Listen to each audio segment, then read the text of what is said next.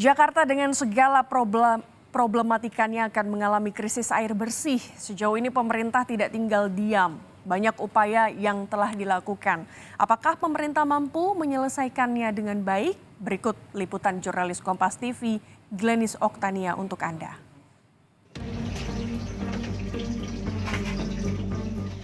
Air adalah sumber utama kehidupan yang sangat menentukan keberlangsungan makhluk hidup dan menjadi baku mutu kegiatan manusia layaknya kebutuhan sehari-hari seperti kebutuhan rumah tangga. Badan Perencanaan Pembangunan Nasional atau Bappenas mencatat kebutuhan air penduduk perkotaan sebesar 200 liter per orang per harinya, di mana biasa digunakan untuk mandi, mencuci, hingga minum. Berdasarkan data Pamjaya, kebutuhan dan pasokan air di Jakarta mencapai hampir 32.000 liter per detik dan kapasitas produksi air mencapai 20.000 liter per detik. Jakarta masih kekurangan air bersih mencapai 11.000 liter per detik. Kebocoran pipa air bersih di Jakarta sayangnya memperburuk keadaan. Hingga akhir tahun 2021, tercatat sekitar 46% air hilang karena bocor pada saat distribusi sehingga tidak dapat dimanfaatkan warga. Selain kebocoran, kualitas air bersih juga banyak dipertanyakan oleh masyarakat dan ahli.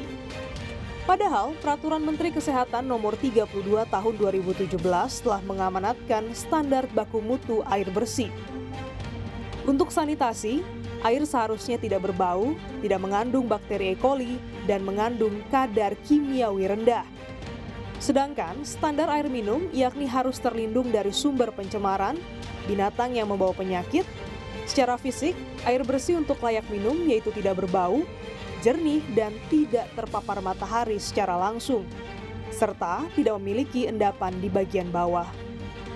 Berdasarkan laporan akhir pemantauan kualitas air situ atau waduk di Provinsi DKI Jakarta tahun 2021 yang disiapkan oleh Pusat Penelitian Lingkungan Hidup Institut Pertanian Bogor, diperoleh sebanyak 31% titik pengamatan situ atau waduk tercemar berat, 31% tercemar sedang, dan 38% tercemar ringan. Kualitas air yang jauh dari standar tersebut menyebabkan masyarakat masih ragu untuk mengonsumsi langsung air dari pipa. Kan penyakitnya kita masih punya air. Kalau air apa air tawar yang kalau sekarang udah beli paling cuma buat minum mau buat masak. Ada keluhan nggak setelah minum air PAM? Belum berani saya belum berani buat minum air. Sejumlah pakar menyalahkan pencemaran air tanah sebagai penyebab kondisi buruk air di Jakarta. Mulai dari limbah permukaan tanah hingga rembusan air laut ikut memperparah kualitas air tanah di Jakarta.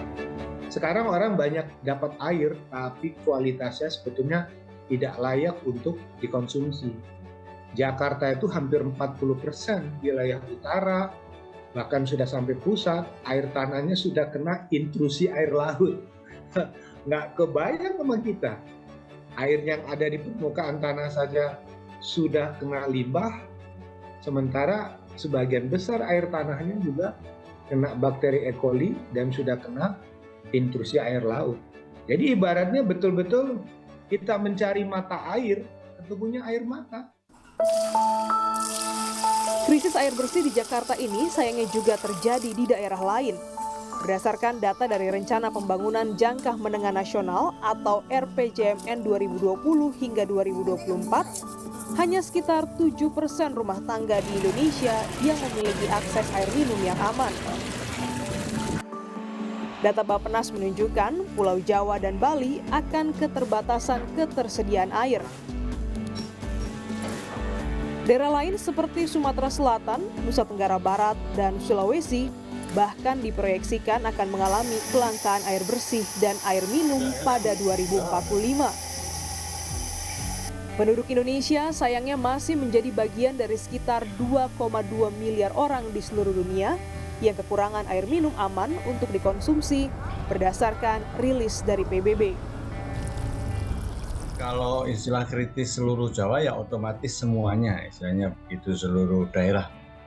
Dan kita kalau lihat dari laporan tadi yang sebenarnya laporan itu sudah sejak 2019 lah, jadi diomong-omongkan demikian. Nah, yang paling penyebab utama memang salah satunya itu adalah perubahan penggunaan lahan.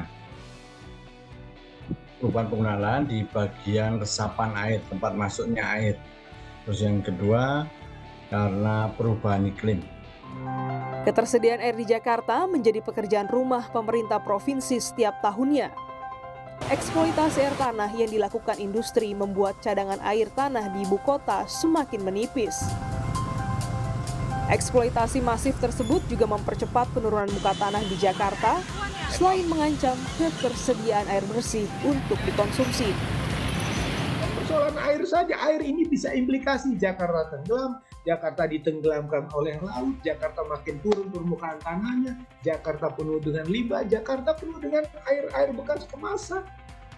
Itu dari satu air loh. Air yang bisa dikatakan sebagai mata air kehidupan menjadi simbol dari air mata kematian. Pemerintah Provinsi DKI Jakarta tengah berupaya memenuhi kebutuhan air bersih di ibu kota. Salah satunya dengan memanfaatkan waduk dalam kota sebagai alternatif sumber air minum utama yang terletak di Jawa Barat dan Banten. Waduk kita yang di hulu, gitu kan, kita tingkatkan kualitasnya sehingga itu menjadi sumber air baku.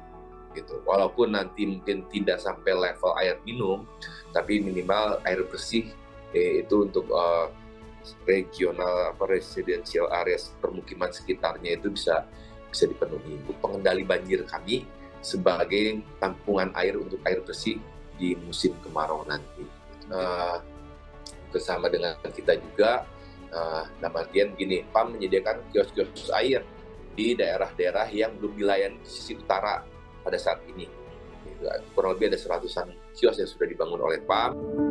Pemerintah pusat melalui Kementerian PUPR telah merencanakan proyek sistem penyediaan air minum Jatiluhur 1 yang ditargetkan dapat menyuplai pasokan air minum sebesar 4.750 liter per detik untuk memenuhi kebutuhan sekitar 1,9 juta jiwa di DKI Jakarta dan Jawa Barat.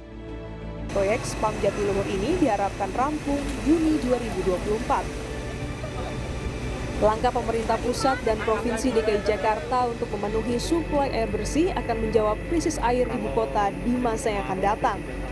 Lalu, akankah upaya pihak otoritas menjadi solusi yang terbaik ketersediaan air bersih di Jakarta? Klinis Oktania, Kompas TV, Jakarta.